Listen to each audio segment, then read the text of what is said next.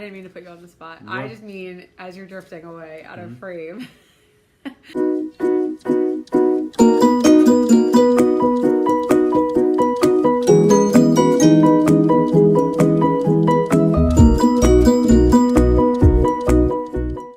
Hello, everyone.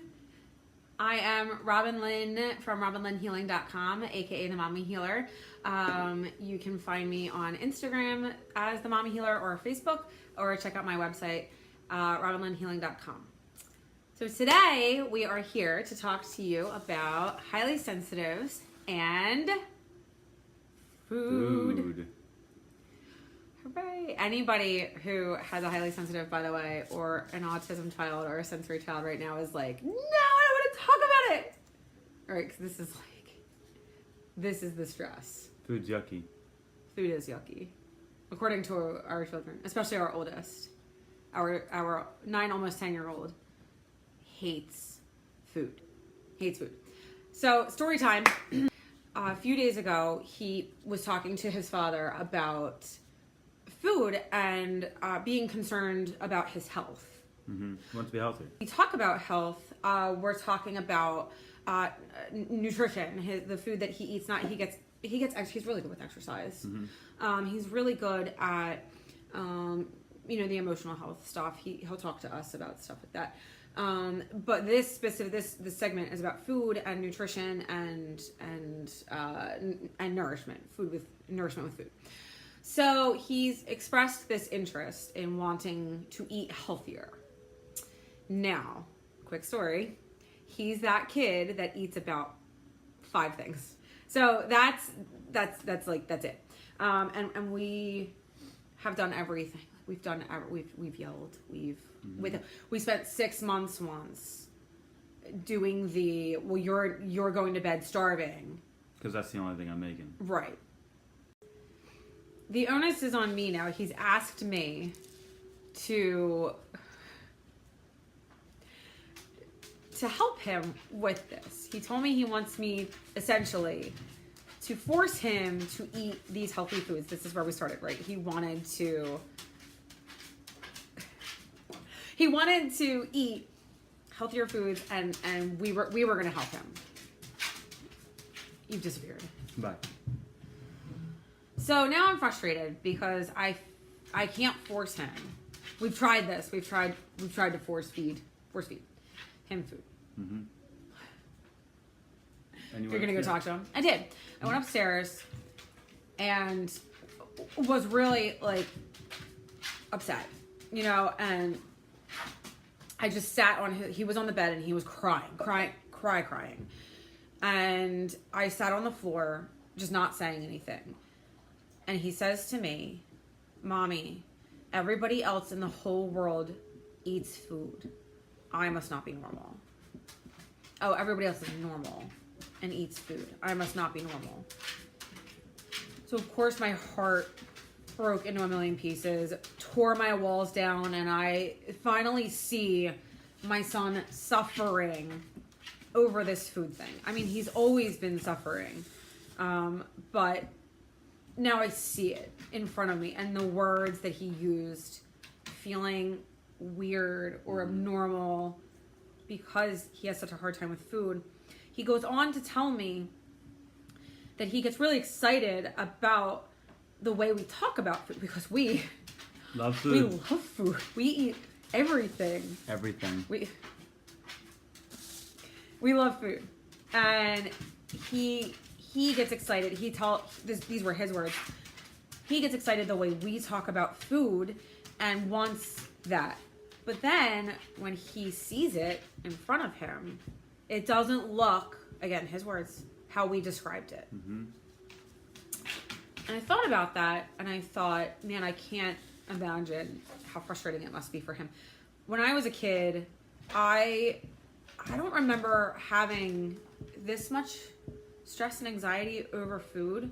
We would gather at the dinner table. What was on the dinner was what we ate for dinner. If I didn't like it, I had to at least try. And that's kind of the way we've taken with this, is that we would just want him to try. Mm-hmm. Which, by the way, is a long when I say try, it takes him about 12 minutes. I'm not exaggerating. About 12 minutes To attempt. to eat it.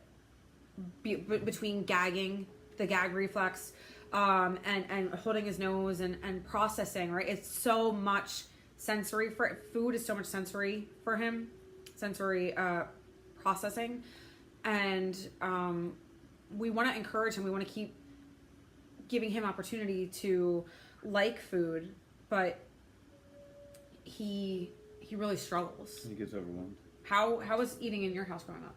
Well, I was one of 6, so if you didn't eat what was on the table, you didn't. I'm recording. Oh. So like how like I said, if you didn't eat, you were done. And, did you like the food though, or did you have like?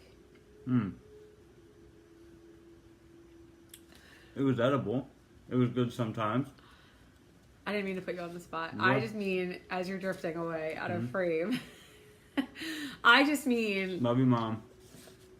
no, and this has nothing to do with her cooking. I mean, like Ellen, like I like to think I'm a Oh. good cook, but it doesn't matter if you're a good cook. It doesn't matter if you're Bobby Souffle. See what you did I there. know you like that.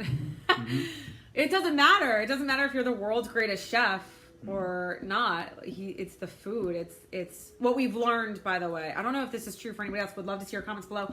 I don't know if anybody else has this, but he doesn't like just because he likes corn and just because he likes bread doesn't mean he likes the cornbread. No. Just because he likes bagels and just because he likes cream cheese doesn't mean he likes cream cheese on the bagel. He does, by the way.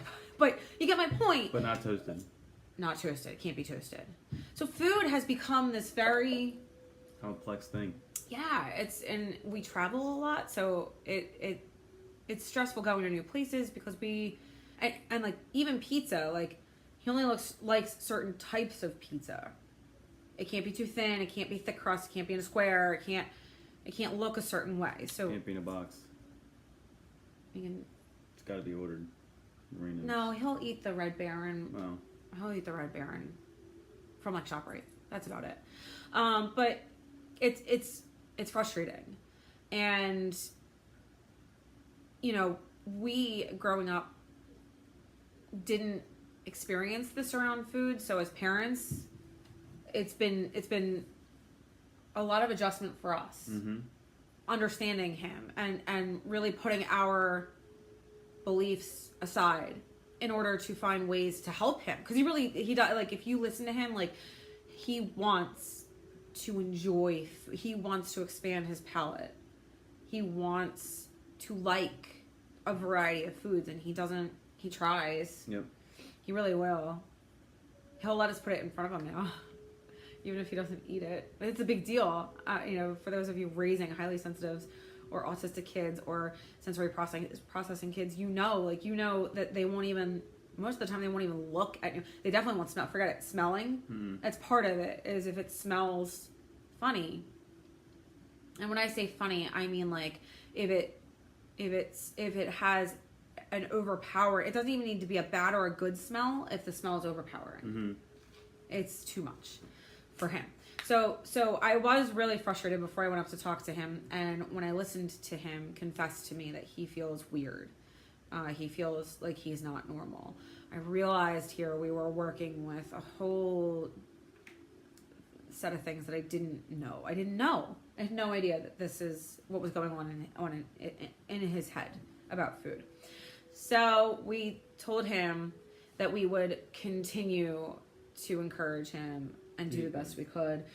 Before tonight, there would be nights that the two of you would fight. Well, I took the wrong approach. And it was eat this food, or you're gonna get nothing. You want to Right. eat Well, healthy, that's how we you eat grew up. this, and that was a negative thing in the end because I thought about it. What's the difference between a child saying, I don't want that, that looks kind of funny, and an adult saying, I don't want that, it looks kind of funny. Right. Why is it acceptable for an adult to say, I don't want to eat that, but not for a child? Right. So I just laid back, laid off a little bit. Now I give him some choices of what he wants to eat. Which Which can be stressful too. or he can make up his own choices, and then that seems to help out a little bit. But Yeah. just But take it easy on them because they Well, really don't know. And really, what you've learned is it was ruining your relationship with your child. Mm-hmm. It was interfering with, like, because this never would have even come out. Him being able to express this part of him would have never been able to come out because we had put such emphasis on eating what was in front of him that he was afraid to tell us That he didn't like it. that he just didn't even like it.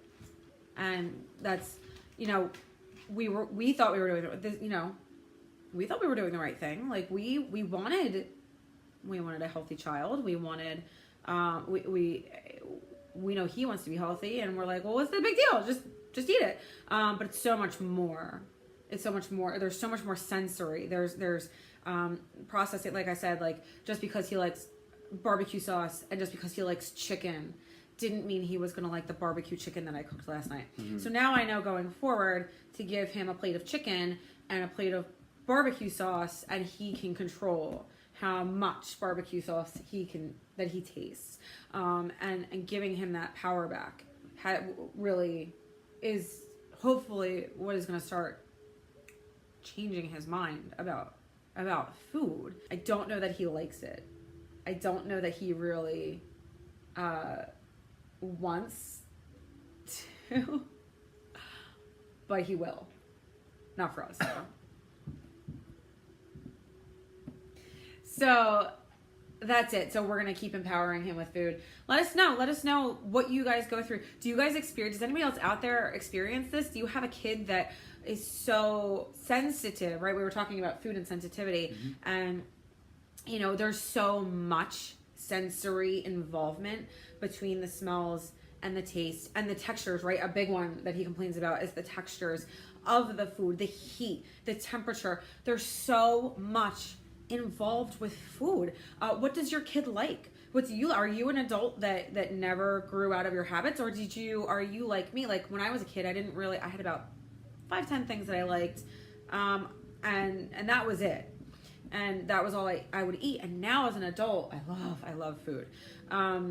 Let us know, like, what changed for you? When did it change? Like our nephew just turned 10 and he's just getting into food now. And he was a lot like our oldest. Okay? So that's our dog. That's our dog. He's just chiming in his 2 words. He likes all the food too. Yes, he does. Let us know in the comments below what you think about your highly sensitive child in food or yourself in food, and how you handle it. Remember to smash that like button and subscribe. Subscribe, please. Robin Lynn Healing. This is totally unscripted. Raising highly sensitives. You know he's not going to be able to get. Oh, he got it. Don't worry, he got it. He's an old dog. He can't move very well. I thought it was beyond him. And follow me on robinlynnhealing.com or find me on Instagram, The Mommy Healer.